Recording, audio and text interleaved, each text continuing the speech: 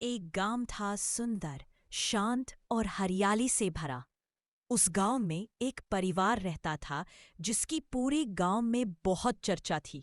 उस परिवार का एक आदमी था, नाम था रघु। रघु का मटन इतना मशहूर था कि लोग दूर दूर से सिर्फ उसके हाथ का मटन खाने आते थे। रघु का छोटा सा ठेला था जिस पर वो मिट्टी की बड़ी सी मटकी रखता था। उसी मटकी में वो मटन बनाता था, मसालेदार, खुशबूदार और स्वाद से भरपूर। मटन के साथ वो गर्मा गर्म चावल भी देता। जो एक बार खा ले वो दोबारा जरूर आता। एक दिन गांव का बुजुर्ग हरिया बोला, रघु, तेरे मटन में कौन सा जादू है? बाकी सब भी तो वही मसाले डालते हैं। बाबा, यह तो मेरे हाथों का कमाल है, बाकी कोई राज नहीं। लेकिन सच्चाई कुछ और ही थी। रघु शहर के बड़े बकरा बाजार से छोटे छोटे बकरे खरीद कर लाता और अपने घर के पीछे बने बाड़े में रखता। वहां वो बकरों को 1 महीना पालता। हर दिन उन्हें खास खाना खिलाता, अदरक, लहसुन और हरे धनिये का मिश्रण। बकरे भी अब आदत में आ चुके थे। वो बड़े मजे से मसालों वाला खाना खाते और तंदुरुस्त होते। शहर के बड़े बड़े होटल वाले भी रघु के पास आते। भाई साहब, हम भी मटन बनाते हैं, पर आपका टेस्ट तो लाजवाब है। राज बताइए ना।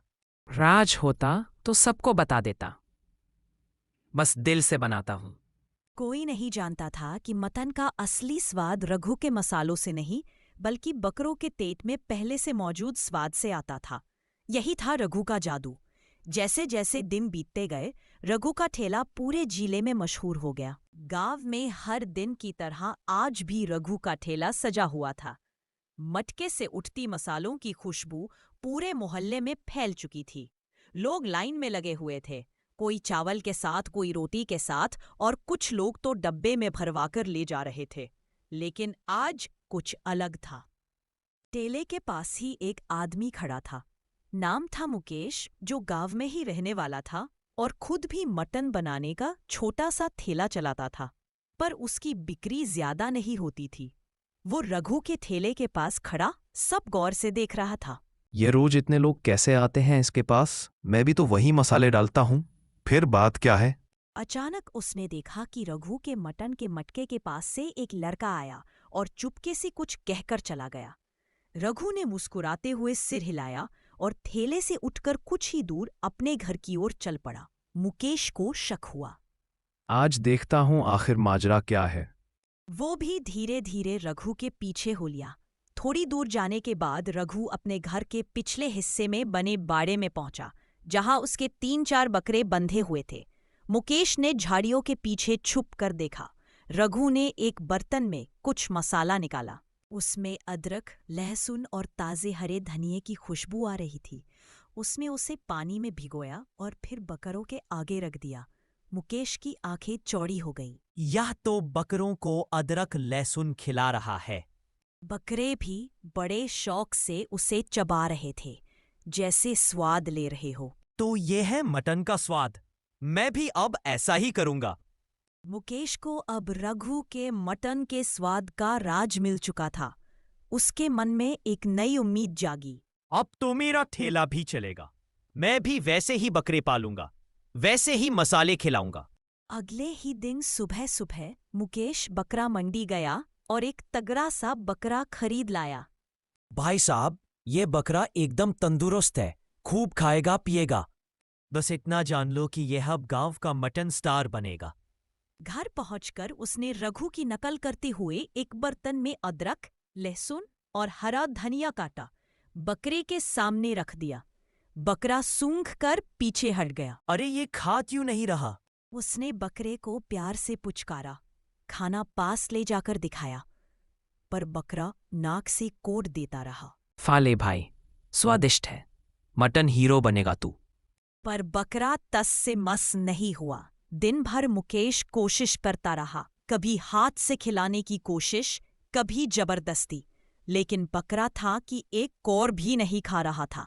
संगीत। अगली सुबह मुकेश सीधा रघु के पास पहुंचा। रघु, अब झूठ मत बोल, मुझे सब पता चल गया है। तेरा मटन क्यों लाजवाब होता है? तू बकरों को मसाले खिलाता है। भाई, वो तो बस थोड़ा प्यार है मेरे जानवरों से। अच्छा चलो एक दिन मेरा मटन खाकर बताना, फिर बात करेंगे। मुकेश गुस्से में वहां से चला गया, लेकिन उसके मन में अब और सवाल उठने लगे। मुकेश घर लौटा तो गुस्से और उलझन में था। रघु जरूर कुछ छुपा रहा है। वही अदरक लहसुन मैं भी लाया, वही बकरा भी। फिर मेरा बकरा क्यों नहीं खा रहा? वो बैठा बैठा सोचता रहा। तभी उसके छोटे भाई ने पूछा, भैया तुमने वो अदरक लहसुन ऐसे ही कच्चे दे दिए क्या? हाँ, जैसे कांटा वैसा ही रख दिया। क्यों? मुझे तो लगता है कि रघु कुछ प्रोसेस करता होगा, शायद भिगोता हो या कुछ और करता हो जिससे बकरों को खाने में आसानी हो। मुकेश को बात जमी। अरे हाँ, रघु जब बकरों को खिला रहा था तो मसाला कुछ गीला सा दिख रहा था।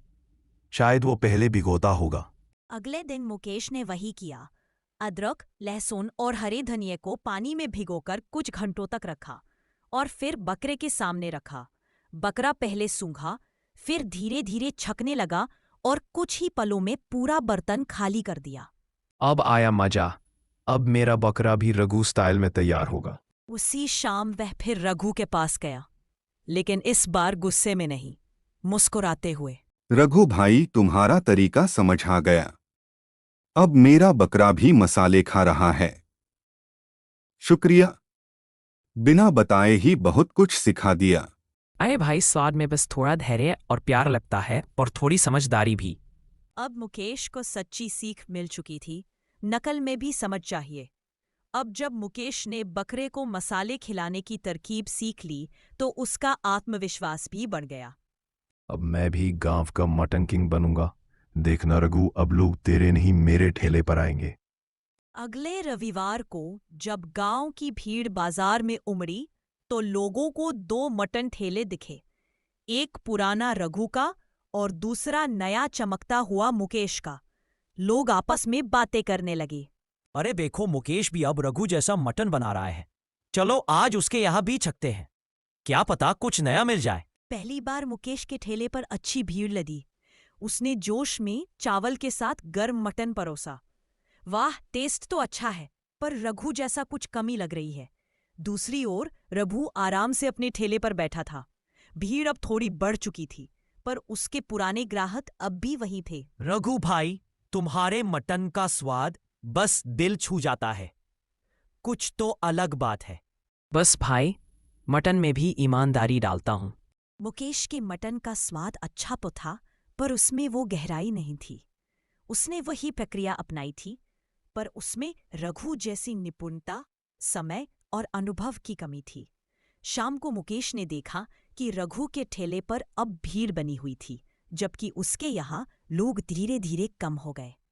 राज तो पता चल गया, पर शायद स्वाद में अनुभव और दिल भी डालना पड़ता है। कुछ महीने बीत गए। रघु का ठेला अब भी पहले जैसा चल रहा था। हर रविवार उसका मटन मटका पूरे गांव में महक फैलाता था। एक दिन रघु अपने ठेले से जल्दी उठ गया और गांव के चौपाल पर जाकर बैठ गया। कुछ पुराने दोस्त पास आ गए। क्या बात है रघु, आज ठेला जल्दी समेट लिया। बस हरिया, अब शरीर साथ नहीं दे रहा। सोच रहा हूँ ठेला बंद कर दूं। गांव में यह खबर आग की तरह फैल गई। रघु अब मटन बनाना बंद कर देगा। लोग दुखी हो गए। अरे रघु काका, ऐसे कैसे? आपके मटन के बिना तो रविवार अधूरा लगेगा। बेटा, अब वक्त आ गया है आराम का। बहुत मटन बन गया, अब हाथों को विश्राम चाहिए। उसी शाम मुकेश भी रघु के पास पहुंचा। अब पहले जैसा घमंड नहीं था, बल्कि आंखों में सम्मान था। रघु भैया, आपने मटन बनाना बंद कर दिया, ये सुनकर बहुत दुख हुआ। अब तेरा स्वाद भी तो अच्छा हो गया है, लोग तेरे पास भी आने लगे हैं। तू अब जिम्मेदारी संभाल। पर जो बात आपके मटन में थी वो मैं कभी नहीं ला पाया। स्वाद सिर्फ मसालों से नहीं आता बेटा। जानवर को जैसे प्यार से पालता हूँ, वैसा ही प्यार उस मटन में उतरता है, और फिर सालों का अनुभव भी कुछ कम नहीं होता। अगले दिन रघु ने अपना ठेला एक कोने में रख दिया, मटका धोकर साफ किया और अपने आंगन में टांग दिया, जैसे कोई योद्धा अपनी तलवार टांग देता है।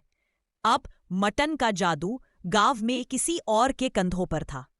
रघु के ठेले का बंद होना जैसे पूरे गांव की रसोई से खुशबू चले जाने जैसा था।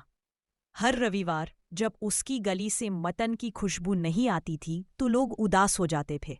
लेकिन रघु को अब आराम चाहिए था, और सबसे बड़ी बात, अब उसे लगने लगा था कि उसकी जगह कोई और ले सकता है। उधर मुकेश ने अब मटन बनाने को सिर्फ धंधा नहीं बल्कि एक कला समझना शुरू कर दिया था। उसने रघु से बहुत कुछ सीखा, सीधे शब्दों में नहीं पर ध्यान से देखकर, समझकर और महसूस करके। एक दिन मुकेश ने रघु के दरवाजे पर दस्तक दी। रघु भैया, एक बात कहनी है। हाँ बेटा, बोलो। मैं चाहता हूं कि आप एक बार मेरे साथ चलो और देखो कि मैं अब मटन कैसे बनाता हूं। क्या मैं अब आपके लायक बना हूं? रघु मुस्कुराया और मुकेश के साथ चल पड़ा। जब वो मुकेश के घर पर पहुंचा तो देखा साफ सुथरा घर, कढ़ाई अच्छे से रखी गई और चूल्हे की आग पर धीरे धीरे मटन पक रहा था। खुशबू वैसी ही थी जैसी रघु के थैले से आती थी। मुकेश ने रघु को एक प्लेट परोसी। अब आप बताओ ये मटन कैसा बना है? अब मुझे यकीन हो गया, मेरा स्वाद अब भी जिंदा रहेगा। तूने नकल नहीं की, तूने समझा है। उस दिन से मुकेश का ठेला रघु स्टाइल मटन के नाम से मशहूर हो गया। रघु अब रोज नहीं बनाता था मटन, लेकिन हर रविवार मुकेश के पास बैठकर देखता, बताता और मुस्कुराता। उसका स्वाद अब किसी मटके में नहीं बल्कि एक नई पीढ़ी के हाथों में पल रहा था।